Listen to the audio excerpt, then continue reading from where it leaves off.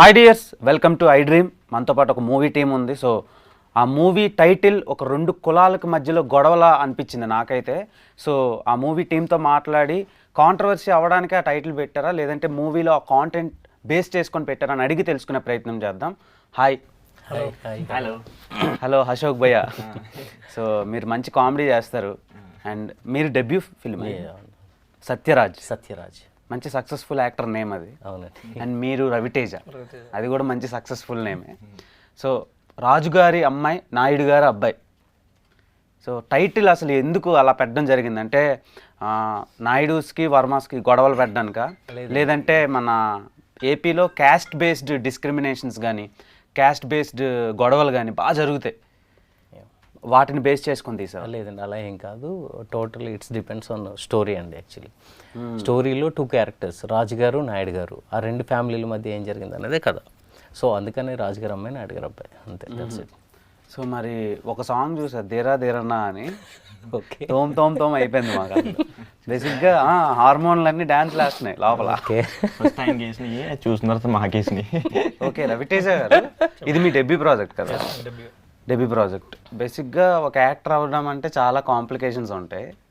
ఎవరు ఎంకరేజ్ చేయరు. యాక్టర్ని చూడటానికి ఇష్టపడతాం, కానీ యాక్టర్ అవుదాం అంటే ఎవరు ఎంకరేజ్ చేయరు. సో ఇప్పుడు యాక్టర్ అయ్యి ఫస్ట్ సినిమాలోనే ఈ రేంజ్ రొమాన్స్ మీకు డైరెక్టర్ ఇచ్చారు అంటే ఒక దేవుడు మీకు వరం ఇచ్చినట్టు ఇచ్చారు. సో ఆ రొమాన్స్ని మీరు ఎలా తీసుకున్నారు?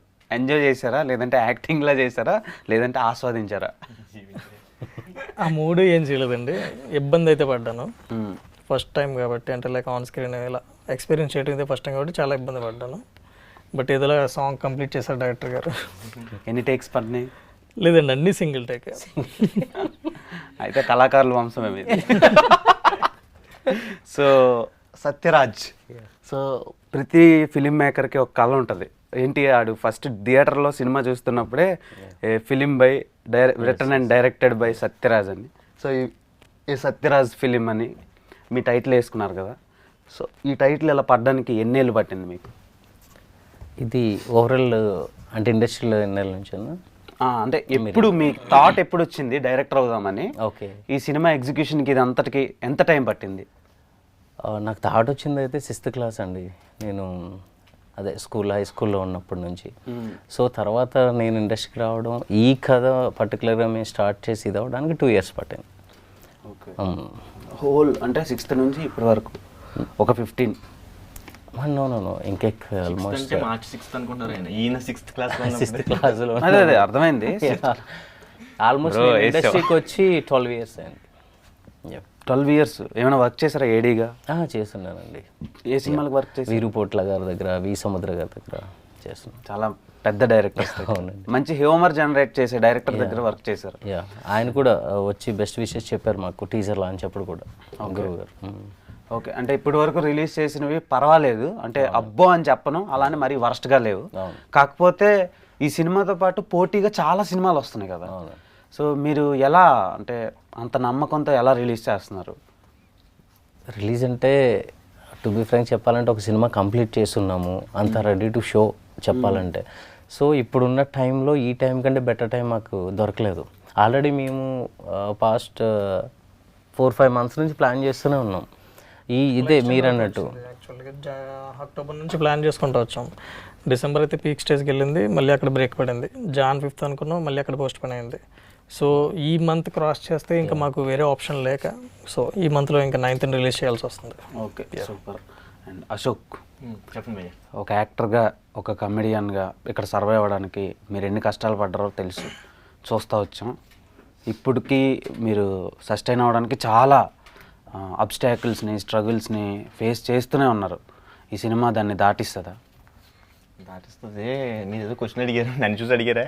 మిమ్మల్ని చూసి అడుగుతున్నాను నేను. అవునా, స్పెట్స్ పెట్టుకున్నారు కదా. అంటే నాకు కొంచెం లైట్ వల్ల వాటర్ వస్తుంది, అందుకని. వాటర్ వస్తుంది దానికోసం కదా. అంతే, లేకపోతే యాటిట్యూడ్ అని చూపిస్తుంది. మనకి బేసిక్గా యాటిట్యూడ్ అలాంటిది ఏమి ఉండదు. నేను తీయమంటే తీస్తా, కానీ వాటర్ వస్తే మీకే బాగోదు.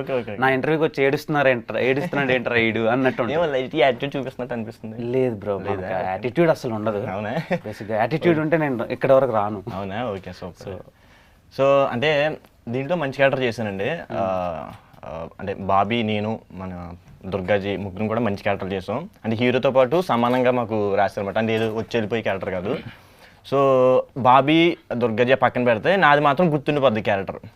ఎందుకు గుర్తుండిపోద్దో సినిమా చూడాలి. మరి మార్చి 9th సినిమా వస్తుంది. నిజంగా మంచి క్యారెక్టర్ రాశారు. అంటే అప్పుడు ఆఫీస్కి పిలిచినప్పుడు 1.5 years బ్యాక్ 2 years బ్యాక్ పిలిచినప్పుడు ఏదో ఫ్రెండ్ క్యారెక్టర్లే 2 డైలాగులు ఉంటాయి వెళ్ళిపోతాం అనుకున్నాను. కానీ చర్చ్కి వెళ్ళిన తర్వాత అంటే చెప్పారు, స్టోరీ చెప్పారు కానీ అసలేం చెప్పలేదు నాకు. మంచి క్యారెక్టర్ అన్నారు కానీ అసలేం చెప్పలేదు. సో ఆ ట్విస్ట్ ఏంటనేది అంటే ఇప్పుడు చెప్పకూడదు. సో మార్చి 9th మరి సినిమా వస్తుంది, అది చూసి రెమ్యునరేషన్ బాగానే ఇచ్చారా మీకు? బాగా ఇచ్చారండి అసలు. ఫస్ట్ ఆఫ్ ఆల్ డేట్స్ మాకు బాగా ఇచ్చారండి. మేము ఎప్పుడు పిలిచినా కూడా వాళ్ళకి ఎన్ని స్కెడ్యూల్స్ ఉన్నా కూడా అది బ్రేక్ చేసుకుని ఇది ఫినిష్ అయ్యే స్టేజ్లో ఉంది కదా అని బాగా సపోర్ట్ చేస్తారు. అదే రెమ్యునరేషన్ పక్కన పెడతండి, ఇది నా సినిమా, ఎగ్జాక్ట్ నా సినిమా అని చెప్పి ప్రతి ఒక్కరు అలా అనుకుని చేశారు. నేను కానీ హీరో గారు కానీ ఇంక్లూడింగ్ హీరోయిన్ అంతెందుకు లైట్ బాయ్స్ కానీ వాటర్ ఇచ్చే బాయ్ కూడా ఇది నా సినిమా అని చెప్పి చేశారు. సో ఇదంతా కూడా ఈస్ట్ గోదావరి అంటే అమలాపురం బ్యాక్ డ్రాప్లో జరుగుతుంది అనమాట. సో మనకి రాజు గారు నాయుడు గారు ఇది ఏదైతే ఉందో ఐ మీన్ ఆ పేర్లు ఆ అమలాపురం సైడ్ ఎక్కువ మనకి వినిపిస్తూ ఉంటాయి అన్నమాట. సో ఆ బ్యాక్ డ్రాప్లో చేయటం వల్లే మరి ఆ సినిమా టైటిల్ అలా పెట్టారేమో నేను అనుకుంటున్నాను. సో అదేంటనేది సినిమా చూస్తే మాత్రం కంపల్సరీ తెలిసిపోద్ది. సో అంటే డైరెక్టర్ గారు కులాల మధ్యన పొలాలు పెట్టారా లేదా మా పవన్ కళ్యాణ్ గారు చెప్పినట్టు కలుపుకుని వెళ్ళిపోతున్నారు కులాలను అనేది చూస్తే తెలుస్తుంది అనమాట. Okay. And coming to Raviteja, మీరు ఏం చదువుకున్నారు? BTech EC electronics. Okay. BTech వాళ్ళందరూ మ్యాక్సిమం ఎక్కువ హీరోలు ఎక్కువ యాక్టర్లు బీటెక్ నుంచి వచ్చిన వాళ్ళే ఉంటున్నారు. రీజన్ ఏంటి? అంటే బీటెక్లో నేర్పిస్తారా యాక్టింగ్ కోసం ఏమైనా? అంటే అలాగనే ఏం కాదు, కానీ 90s కిడ్స్ కాబట్టి మా మీద ఎక్కువ ఈ మూవీల ప్రభావం ఎక్కువ ఉంటుంది. నాకు తెలిసి మీరు కూడా 90s అయి ఉండొచ్చు. లేదు, నాది ఎర్లీ 2000. సరే, ఓకే. 90s జనరేషన్ అయితే బాగా మూవీస్ మీద ప్యాషన్ ఎక్కువ ఉన్న వాళ్ళు చాలామంది ఉంటారు. అండ్ మోస్ట్లీ కాలేజ్ నుంచి 10th స్టాండర్డ్ నుంచి వాళ్ళకి స్టార్ట్ అయిపోతుంది. సో పర్టికులర్ ఏదైనా మూవీ చూసినా సరే అందులోంచి ఏదో ఒకటి ఇన్ఫ్లుయెన్స్ అవుతూనే ఉంటాం. సో అలాగా నేను యాక్టర్ అవ్వాలని చెప్పి కాలేజ్ డేస్ నుంచే స్టార్ట్ చేయడం జరిగింది. మీకు లవ్ ఫెయిల్యూర్ ఏమైనా జరిగినాయా? అవన్నీ కాలేజ్ టైమ్స్లో ఏదో ఒకటి ఉంటాయి కదా. ఉన్నాయి కదా. లవ్ ఫెయిల్యూర్ అయితే జరిగింది కదా. ఫెయిల్యూర్ అంటే అవన్నీ ఓపెన్గా చెప్పలేను. అంటే ఉన్నాయి. సో ఆ అమ్మాయి ఇలాంటి రొమాన్స్ చూస్తే ఏంటి పరిస్థితి? మిస్ అయిపోయిన అనుకుంటుంది. కాదు అంటే ఆన్ ది స్పాట్ బ్రేకప్ చెప్పేస్తారు. ఆల్రెడీ లవ్ ఫెయిల్యూర్ అయిపోయింది అన్నారు కదా. ఫెయిల్యూర్ అవ్వలేదు, లైఫ్ గోస్ ఆన్ అన్నట్టు ఉంది. ఆరెంజ్ మూవీలో ఉంటుంది కదా ఏదో డైలాగ్. ఈ మధ్య ఈ కాలంలో ఈ డిజిటల్ ఎరాలో ఎక్కువ మంది అమ్మాయిలు సక్సెస్కి ఇచ్చే వాల్యూ ఒక మనిషికి ఇవ్వటం లేదు. సో దానికి రీజన్ ఏంటనుకుంటున్నారు మీరు? అలాంటి వాళ్ళకి మీరు చెప్పే సమాధానం ఏంటి, సజెషన్? గర్ల్స్ దగ్గర ఎందుకు లైక్ ఫ్యామిలీ చాలా మాట్లాడుతుంది బ్యాక్ సైడ్. మోస్ట్ చెప్పాలంటే చాలా మూవీస్ చూడటానికి ఇష్టపడతారు కానీ ఫ్యామిలీ నుంచి ఎవరన్నా మూవీ ఫీల్డ్కి వెళ్తుంటే ఇష్టపడరు. సో అలా నేను కూడా చాలా అంటే వర్క్ కరెక్ట్గా దొరకదని భయం అయ్యి ఉండొచ్చు. ఆ భయం కూడా ఉంటుంది.